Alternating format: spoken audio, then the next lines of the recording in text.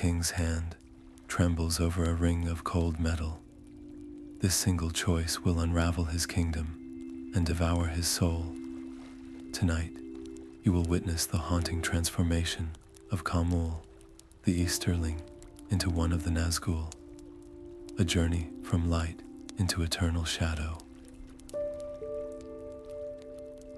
Discover how 9 proud lords became spectral servants, bound to a dark lord's will. What ancient fears still whisper to us about power and its price. I would love to know where you are listening from right now, and what the local time is where you are. What does true power truly cost the soul? The envoy's gift shimmered with a light that was not its own. He was a figure of gray robes and a voice like smooth stone, an emissary from a lord in a distant, fortified land.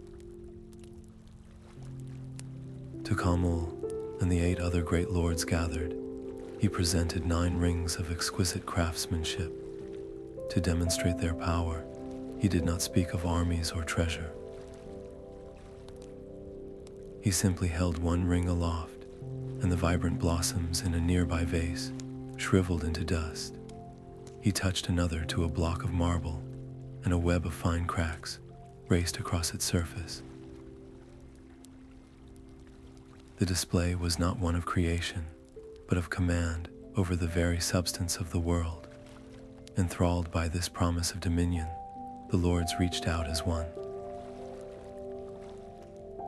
But as Kamul's fingers closed around the cool metal band allotted to him, a sudden doubt, sharp and cold as a winter draft, pierced his heart.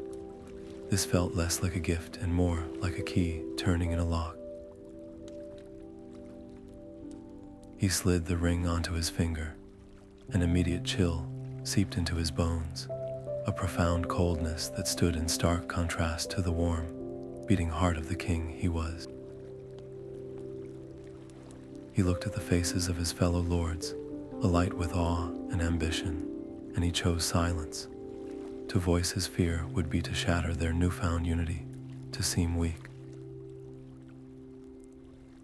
So he buried his misgivings deep, choosing collective power over solitary caution. It was a decision that would bind their fates together, irrevocably. In the days that followed, the cost of their choice began to reveal itself in subtle, unsettling ways. The lords found that their most cherished memories of sunlight on their faces, or the sound of laughter in a crowded hall, began to feel distant, like echoes from a life once lived. In their place grew a new, gnawing hunger, not for food or wine, but for control, for the sheer power to bend the world to their will. And when the first moon rose with the rings still upon their fingers, they did not dream of their homelands or their past glories. Instead, a shared vision came to them all, a towering, fearsome figure in a dark land, whose silent call began to pull at their very spirits, drawing them away from everything they had ever known. A voice began to speak within their minds, a soundless command that drowned out all other thoughts. One by one, the 9 lords rose from their thrones and walked away from their halls, leaving feasts uneaten and councils abandoned. They did not pack supplies or summon guards. They simply set out, moving like sleepwalkers drawn by a single thread of will stretched across the map of Middle-earth. For weeks they traveled, their path an unerring line toward the volcanic fires of Mordor. Back in their homelands, confusion curdled into fear as days turned to months, with no sign of their rulers.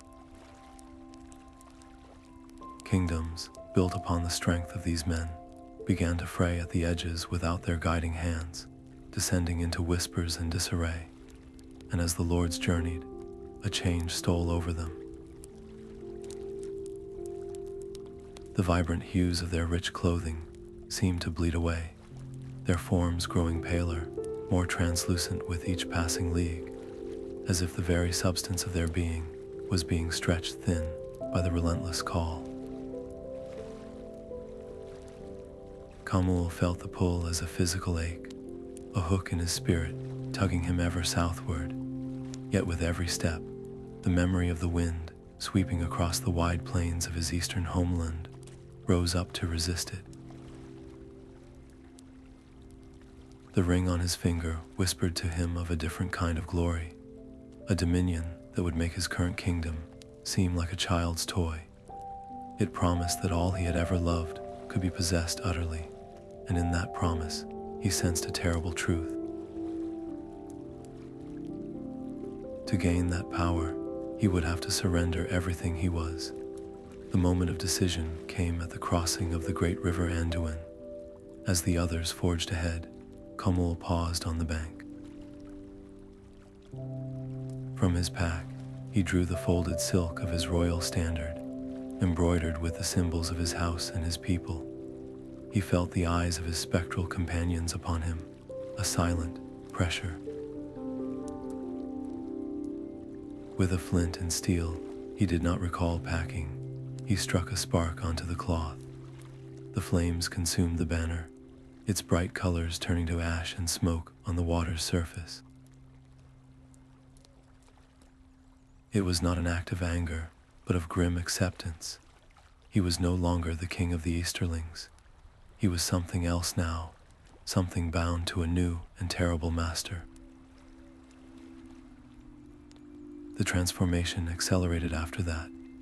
The sun, which had once warmed his face, now passed through him. He cast no shadow. When they passed near villages, men would take one look at their approaching forms and flee in a terror they could not explain. For the nine were now creatures of a realm just beyond sight, forever isolated from the world of the living. Their long pilgrimage ended at the foot of a fortress that clawed at a blood-red sky. The black gate of Mordor stood before them, and beyond it, the dark tower of Barad-dûr. There, a towering figure of flame and shadow awaited their arrival. He offered no welcome, only a new purpose that would finally, completely, erase the men they had once been. In the oppressive silence of the dark tower, the nine knelt as one. The only sound was the cold rasp of black steel being drawn as they laid their blades before the towering figure of shadow and fire. Their voices, when they swore the oaths, were not their own, but hollow echoes that seemed to be pulled from a great distance. With each word, Khamûl felt a piece of himself detach and float away, a leaf torn from a tree by a relentless wind. His thoughts began to blur, no longer solely his, but merging with the cold, singular purpose of the Eight and the overwhelming will of their master. It was a terrifying dissolution, a loss of self more profound than any physical death. In that moment of supreme pressure, he made a conscious, desperate choice. He reached for the memory of a spring festival in his eastern homeland, the vibrant colors and the sound of children's laughter, and he pushed it down, burying it deep beneath layers of iron resolve. He decided, then and there, that the dominion he was being offered was worth the sacrifice of the man he had been. This was the point of no return. Sauron bestowed upon them new vestments, cloaks and armor of a design that seemed to drink the light, further concealing their fading, spectral forms. He gave them a new name as well, a title that would soon whisper fear across the continents. They were the Nazgûl The Ringwraiths, his most terrible servants. Their immortality was now a chain, a curse that bound their existence inextricably to his own. They could only find their final rest if he were to fall, a thought that made their eternal service absolute. Almost immediately, their purpose was made clear. Mounted on terrible new steeds, they were dispatched from the Black Gate with a single command. They were to ride out and extinguish the last, lingering bastions of the elves, to ensure that no light or resistance remained to challenge the growing shadow.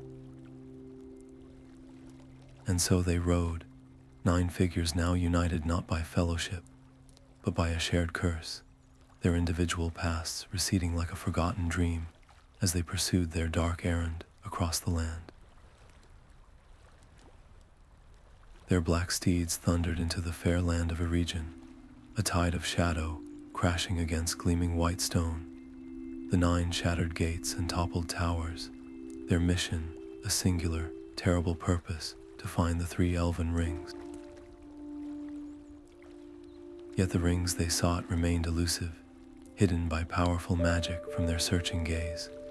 All they could accomplish was ruin, and they left the once beautiful realm a broken landscape of scorched earth and fallen spires. A profound fear of Sauron's reach now settled over all free peoples, a cold dread that spread with the news of the elven kingdom's fall. Amidst the chaos, Kamul paused before a fallen archway, its intricate carvings of leaves and stars still visible beneath the grime. He recognized the delicate artistry, an echo of the beauty he had once cherished in his own eastern halls. A flicker of something like sorrow stirred within him, a ghost of the man who had appreciated such craft.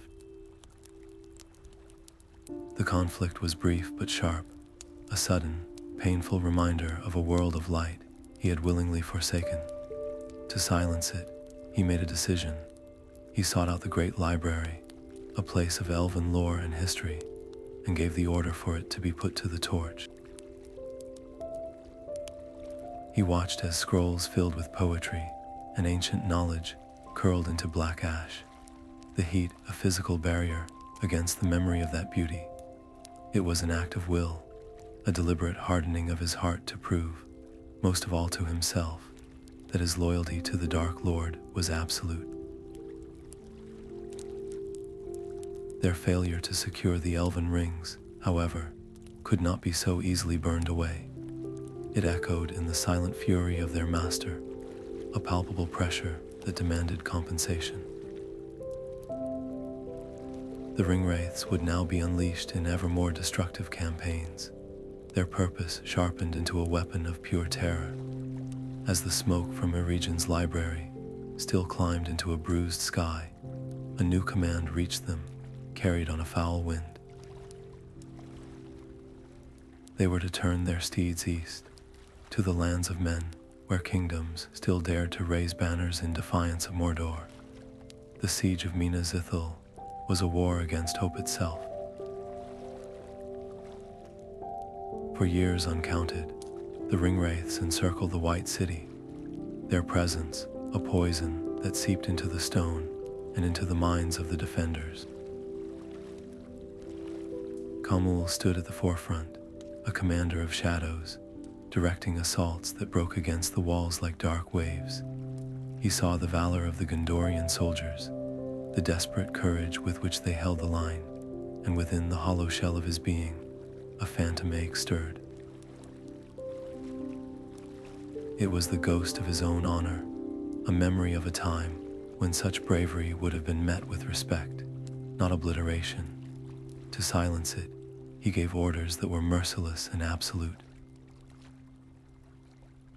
No quarter was to be given, no surrender accepted. The siege was to be a lesson in total despair. His ultimate test came with the city's captain, a leader whose defiance shone like a lone star in the encroaching gloom. Sauron's command was clear. The captain's spirit was to be broken, not just his body. Khamûl chose to confront him personally, not on the battlefield, but in the corrupted quiet of the Nazgûl's camp. He offered the man a choice that was no choice at all: serve the new power, or watch every soul under his protection be extinguished. The captain's resolve, worn thin by years of fear and loss, finally shattered. Kamul oversaw the dark rites that bound the man's will, twisting him into a wraith-like servant, a pale echo of the Nine. In that moment, as the last light of resistance faded from the captain's eyes, Khamûl felt the final ember of his own mercy gutter and die. There was no turning back now. He was truly a creature of the shadow. When the great gates of Minas Ithil finally groaned open, it was not to a victorious army, but to a creeping, silent dread. The white towers were defiled, their stone now glowing with a sickly pale light. The city was renamed Minas Morgul, the Tower of Sorcery, and it became a festering wound in the flank of Gondor, a perfect stronghold from which the Nazgûl could spread their terror. From its highest spire, they watched the world of men tremble, and then, a tremor of a different kind echoed across the unseen realms, a shockwave that resonated deep within the rings they bore. The One Ring, the very anchor of their master's power and their own cursed existence, was lost. Their long vigil of domination was over. A new, more desperate purpose was born. The hunt had begun. A violent severance tore through their shared consciousness, a silent scream that echoed in the void where their master's will had been. On the slopes of Mount Doom, as Isildur cut the One Ring from Sauron's hand, the 9 Nazgûl felt their own forms unravel. The dark power that had sustained them for centuries vanished in an instant, and their physical shapes, already faded, dissolved into nothingness. They did not fall, but simply ceased to be, their armor and cloaks collapsing into empty shrouds. What remained was less than a ghost, a wisp of malice and memory, adrift in a world that had suddenly become vast and terrifyingly silent. For Kamul, this new emptiness was a special kind of torment. The relentless pull of Sauron's command, the very chain that had bound him, was gone, and in its place was a void of absolute inaction. The clarity was horrifying. He had traded his soul, his kingdom, his very self, for an eternity of servitude, and now that purpose had been ripped away, leaving only the despair of endless waiting. He was a king without a crown, a warrior without a sword, a slave without a master. He was nothing. In that profound silence, a decision formed from the last embers of his iron will.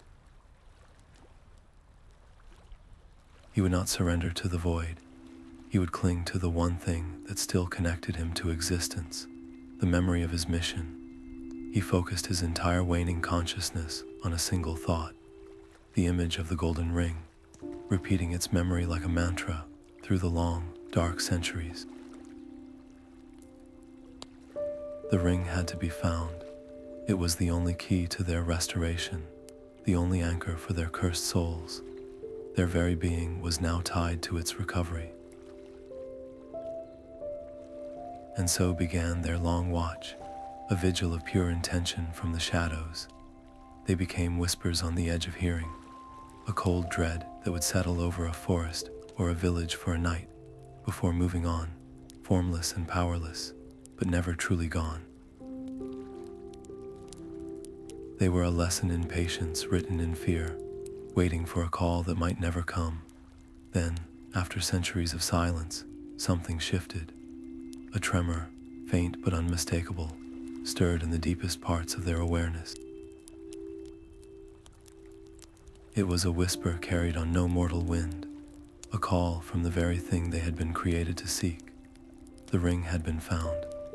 That whisper, after centuries of silence, was a shock of pure agony. For the Nazgûl, the call of the ring was not a gentle summons, but a violent reknitting of their spectral forms. They were dragged back into the world of substance, a process as painful as bones grinding back into place after a long atrophy. From the poisoned earth of Minas Morgul and the shadowed woods of Dol Guldur, They emerged once more as cloaked riders astride skeletal steeds, their very presence a cold wind that announced their master's return to power. For Khamûl, this return to a physical shell was a torment. The long dormancy had not dulled his hunger for the ring. It had refined it into a singular, all-consuming need. Every moment of delay was an exquisite torture, a tension between the ancient, disciplined general he had been and the frantic, desperate creature he had become. It was this very conflict that shaped his next move. He would not wait passively. He went before the Witch King and volunteered to lead the search in the vast, unfamiliar lands of the East, the regions of Rune. It was a strategic masterstroke, a flicker of his old tactical mind, piercing through the shadow that clouded his spirit. He knew those lands, their peoples and pathways, from his life as a king. He could cover ground the others could not, turning his deepest memory into a weapon for the hunt. This decision transformed the search into a coordinated, terrifying net cast across Middle-earth. With the ring active and their master's power growing, the Nazgûl were more formidable and relentless than ever before. Their hunt was no longer a patient vigil. It was a frantic race against time, an escalation that pushed the entire world toward a final, inevitable confrontation. Their relentless pursuit, guided by the growing scent of power, eventually drew them away from the wide plains of the East and toward a quiet, overlooked corner of the land. They followed the trail to a peaceful region of rolling green hills and little people, a place where the scent of the ring became so strong it was almost a physical taste on the air. They were closing in on the Shire. The 9 riders moved north, their dark forms now cloaked in heavy gray, a thin disguise for the dread that clung to them like a shroud. They avoided the main roads, their passage marked only by the unease that settled over the countryside. Under the cover of night, they questioned farmers and innkeepers, their voices hollow whispers that promised only ill fortune for those who withheld answers. A simple inquiry about a traveler named Baggins was enough to chill the blood and spread a quiet terror through the rustic communities. The scent of the ring was a maddening lure, growing stronger with every league, pulling them toward a land of peaceful hills they had never before deigned to notice. For Kamul, this proximity was a unique torment. The ring's call was a physical pressure, a shriek in his mind that made the disciplined general of old seem a distant memory. He grew increasingly frantic, his patience fraying into a raw, desperate need. He could almost feel the weight of the gold band in his hand, yet it remained just beyond his grasp. This mounting tension came to a head at the inn of the Prancing Pony in the village of Bree. There, amidst the smoke and noise of common folk, the ring's presence was so potent, it was a fire in the dark. They had their quarry cornered, or so they believed, but in a moment of chaos, their ambush failed. The hobbit, Frodo Baggins, slipped through their fingers, a near miss that felt like a physical blow. Some of the other Nazgûl counseled caution, fearing that their presence was now too revealed, but Khamûl would hear none of it. The prize was too close, the memory of his long vigil too sharp. He overrode their concerns, his determination an iron command. They would press the hunt, no matter the risk. This escalation forced the Free Peoples to act. The Rangers of the North and the wizard Gandalf now moved to protect the ring-bearer, guiding him away from the relative safety of the inn and into the wild. The near capture had sounded an alarm, turning a secret hunt into a deadly, open chase. As the hobbits fled into the darkness of the Chetwood forest, the 9 riders shed all pretense of disguise. Their black steeds thundered after the faint, fading scent, a relentless shadow closing on its fleeing light. Their pursuit became a silent race through the deepening dark, a hunt that converged on the ancient hill of Weathertop. Under a cold blanket of stars, the 5 ringwraiths emerged from the shadows, swift and soundless as a sudden frost. They did not cry out or charge, but simply advanced, a wall of implacable dread. Frodo Baggins, acting on a desperate instinct, drew his small sword. It was a futile gesture, but one of profound courage. In that moment of defiance, the Witch King lunged, and a blade of pale, cursed steel found its mark. The wound was not deep, but a shard of the Morgul knife remained in the hobbit's flesh, and a terrible chill began its slow creep toward his heart. The attack, however, was broken by the sudden, fierce resistance of Aragorn, a descendant of the very Dunedain kings the Nazgûl had fought centuries before. He met their spectral advance with roaring brands of fire, a primal force their shadowy forms could not abide. For Kamul, this was a tactical shock. The disciplined skill of this ranger was a stark reminder of the old strength of Numenor, a resistance they had not anticipated in this wild place. To press the attack against such a defender, with dawn approaching, was to risk everything. The primary objective had been achieved. The ring-bearer was poisoned, his fate now tied to their dark purpose. From the cold calculus of a general, he saw the greater victory. He signaled the retreat. The Nazgûl melted back into the night, their forms dissolving into the gloom from which they came. Their withdrawal was not a defeat, but a strategic recalculation.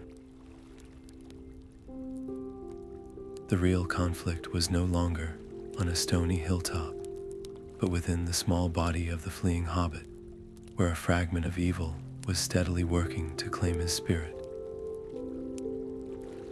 Time itself had become their newest weapon. As the first gray light of dawn touched the eastern horizon, the ringwraiths gathered their strength.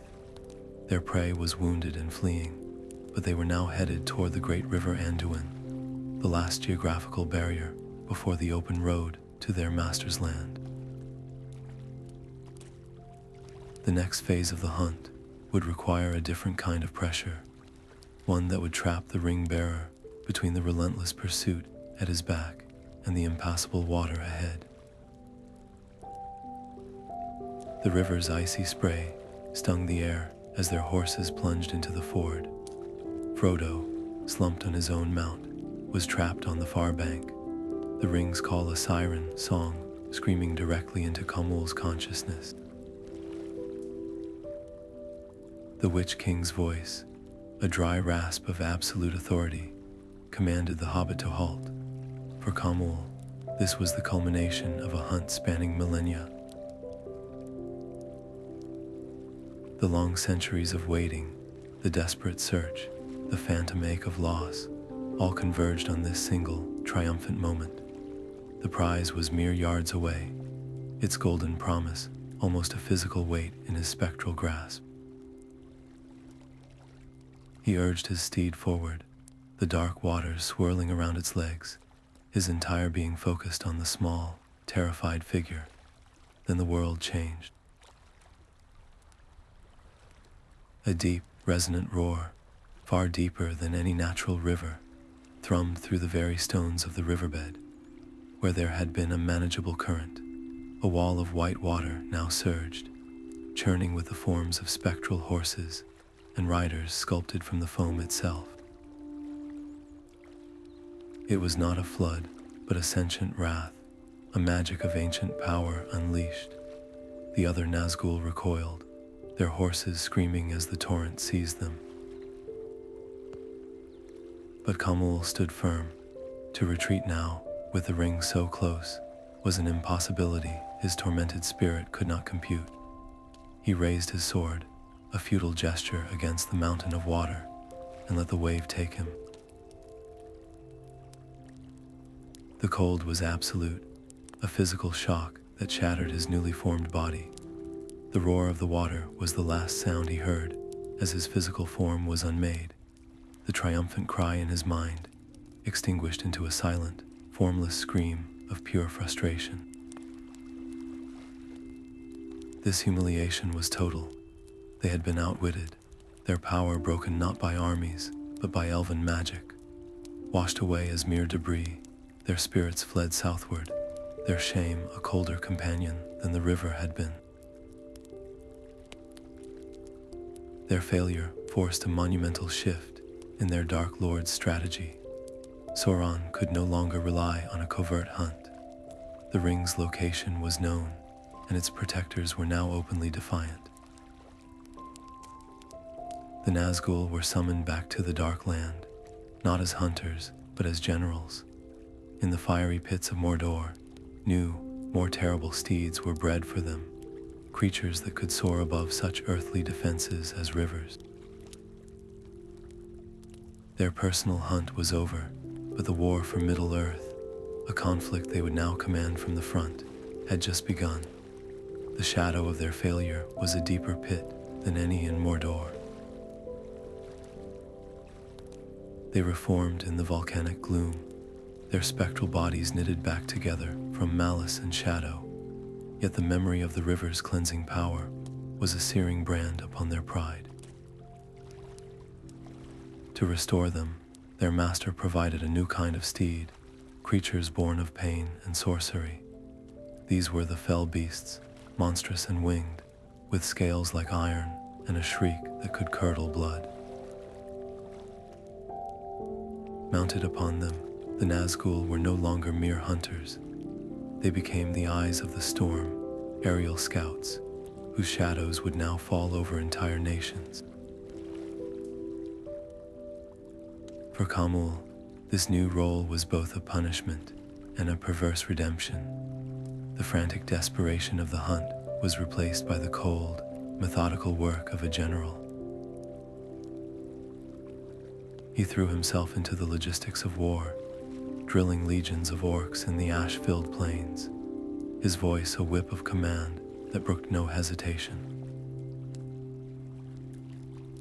He planned assaults and calculated supply lines, deciding that only through the absolute domination of Middle-earth could they finally reclaim the prize that had been so cruelly snatched away. This was no longer a covert mission. It was total war, and he would be its architect. His internal conflict was a silent war of its own. The humiliation at the river was a constant, gnawing presence, a fear that such a public failure could be repeated on a grander scale. He channeled that fear into a relentless, unforgiving precision, his desire to prove his worth to the Dark Lord, warring with the terror of another catastrophic mistake. As the great armies of Mordor began to march, a tide of iron and hatred flowing from the Black Gate, the Nine took to the skies. Their fell beasts circled high above, and the people of Gondor looked up to see a new kind of darkness falling over their land. The sky above Minas Tirith was black with more than just cloud. The shrieks of the fell beasts tore through the cacophony of battle, a sound that froze the blood of the defenders clinging to the white walls. On the ground, the Witch King of Angmar, a towering specter of terror, advanced where no man could stand against him. With a force born of ancient malice, he shattered the city's great gate, and a tide of orcs poured into the first circle. The city was bleeding, its defenses crumbling under the weight of a despair orchestrated by the Nine. While his leader broke the gate, Kamul commanded the assault on the eastern flank, his tactical mind analyzing the flow of the battle with a cold, dispassionate eye. He saw the weak points in the Gondorian lines, the places where morale was thinnest, and he directed his forces there with ruthless precision. The casualties mounted, a terrible price paid in the defense of the White City, and for a long, dark hour, it seemed the shadow would claim its ultimate victory. Then, a new sound echoed across the Pelennor fields, the clear, bright call of a horn. The Rohirrim had arrived. The tide of battle turned not with a slow shift, but with a thunderous charge. Khamûl watched from his high perch as the horsemen of Rohan, their king at their head, smashed into the rear of the Orc legions. Their valor was a tangible force, a light that pushed back against the creeping dread he had worked so hard to instill. He faced a commander's nightmare, a perfectly executed flanking maneuver that threatened to unravel his entire side of the battle. Gandalf the White was also there, a beacon of hope, rallying the defenders within the city, creating a strategic pincer that challenged Khamûl's every calculation. In that moment of crisis, he made a critical decision. He would not waste his strength on the rank and file soldiers. To break this resurgence, he needed to shatter its leadership. He ordered his forces to focus on the heroes, to target King Theoden and any captain who could inspire the men. It was a sound tactical choice, aiming to decapitate the enemy's morale. But this focus on high-value targets came at a cost. It consumed precious time and concentrated his efforts, allowing the Rohirrim and the men of Gondor to regroup and reorganize their lines in other sectors. The battle became a desperate duel of wills, a struggle between the cold calculus of shadow and the fiery, unpredictable courage of free folk. Then came the event that changed everything. The Witch King, the unquestioned lord of the Nazgûl, fell, struck down by the shield maiden Eowyn and the hobbit Meriadoc Brandybuck, his form dissolved into a wailing nothingness. For the remaining 8, the loss was more than the death of a commander. It was a severance. The being who had been their voice, their focal point for millennia, was gone. The chain of command they had known since their creation was broken. The stakes of the war escalated instantly, the weight of their mission now resting squarely on their own shoulders. As the battle raged around them, Khamûl and the other Ringwraiths felt a sudden, terrifying freedom, a silence in their minds where the Witch King's will had once been. They were alone, forced to rely on their own cunning. For the first time in an age, they withdrew from the chaotic field, their forms regrouping high above the smoke and bloodshed. And in that moment of profound vulnerability, a new sensation pierced their consciousness, a pull more powerful than any tactical concern. The ring was no longer a distant dream. It was moving, drawing closer to the very borders of Mordor, and their long hunt was about to reach its final, desperate stage. The sky above Mordor was a swirling dome of ash and perpetual twilight, a cage of their own making. From the backs of their shrieking fell beasts, the 8 remaining Ringwraiths carved endless circles over the blasted plains of Gorgoroth. Their gaze swept the barren rock and deep fissures, searching for a movement that did not belong, for the faintest shimmer of a presence they could feel but not see. Far below, 2 small figures, Frodo and Sam, were reduced to crawling from one shadow to the next, their progress measured in agonizing inches. Every time a winged shadow passed overhead, they pressed themselves into the scorched earth, their hearts hammering against the stone, knowing a single misstep would bring the full, terrifying focus of the 9 down upon them. For Kamul, this was a new kind of torment. The ring's call was a constant, deafening scream in his mind, a siren song of power and restoration that was so close it was a physical ache. Yet its very proximity made its location impossible to pinpoint, the signal lost in its own overwhelming noise. It was like trying to find a single star in the heart of the sun. This frantic inability to grasp what was nearly within reach fueled a desperate urgency. Time, which had once been their ally over the long centuries, was now their enemy, bleeding away with every beat of their dark hearts. He made a calculated decision, a flash of his old strategic genius, piercing the cloud of desperation. He ordered the patrols to tighten, to concentrate their sweeps around the fiery cone of Mount Doom itself. He had deduced the bearer's goal, understanding that no other destination made sense. The only place one would take the ring was to the one place it could be unmade, the cracks of doom. This tactical shift turned the final approach into a gauntlet of terror. The shrieks of the fell beasts echoed off the mountain slopes, and the hobbits were forced to freeze in place for what felt like hours, watching the dark shapes wheel against the angry red glow of the sky.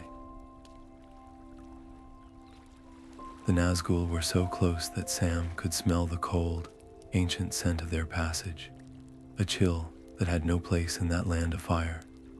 The survival of Sauron, and by extension, their own cursed existence, now hinged on a single, swift interception.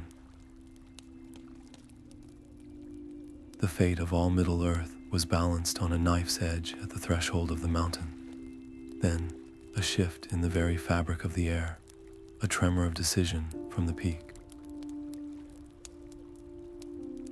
As Frodo Baggins stood at the precipice, the golden ring finally held aloft over the consuming fire.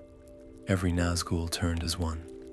Abandoning their patrol patterns, they tipped their wings and dove, a cascade of shadows plummeting toward Mount Doom in a final, desperate effort to reclaim their destiny. Their final dive was a shriek of rage and desperation, a convergence of 8 shadows hurtling toward the mountain's fiery heart. They saw the small figure of the hobbit, the ring a glint of malevolent gold upon his hand, and they knew they were seconds from reclaiming their master's power and their own dominion. But in that very moment, a different struggle unfolded. Another creature, a wretched thing of greed and need, fought for the prize. With a final, desperate lunge, Gollum bit the ring from Frodo's finger, and with a shriek of terrible triumph, he fell, clutching his precious, into the chasm of fire. The world did not simply shake, it screamed. A shockwave of pure force, silent and invisible, erupted from the mountain's core. It was not a blast of heat or rock, but a wave of unmaking that struck the diving Nazgûl and threw them back like leaves in a hurricane. For Kamul, the sensation was beyond pain. It was an unraveling of his very soul. The two anchors of his existence, the One Ring and the will of Sauron, were torn from him in the same instant. The constant, gnawing hunger for the ring vanished, replaced by a terrifying emptiness. The pressure of his master's mind, a presence that had filled his own for 3,000 years, was simply gone, leaving a silence more profound than any he had ever known. He was suddenly, utterly free, and in that freedom, there was no triumph, only the horrifying clarity of what he had been and what he had lost.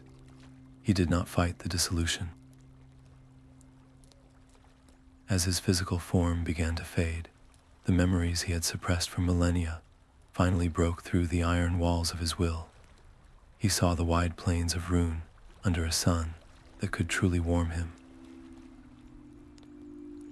He heard the laughter of his children, a sound he had not allowed himself to recall for centuries. The weight of his long servitude, the countless acts of ruin, the deliberate extinguishing of his own mercy, all rose up before him.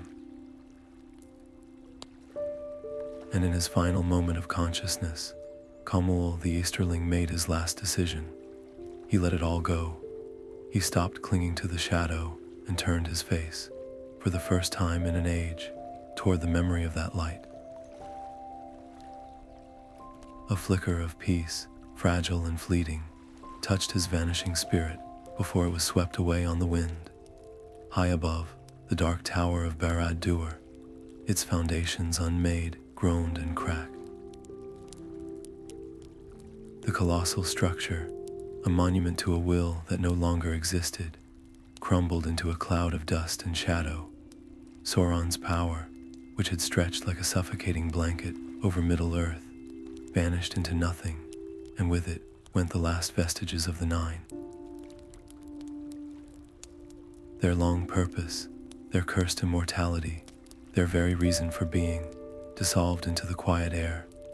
As the fires of Mount Doom subsided into a smolder, the last whispers of the Nazgûl faded, their tale of power and its terrible price becoming a legend, a haunting echo on the edge of memory, a warning that would linger long after their shadows were gone.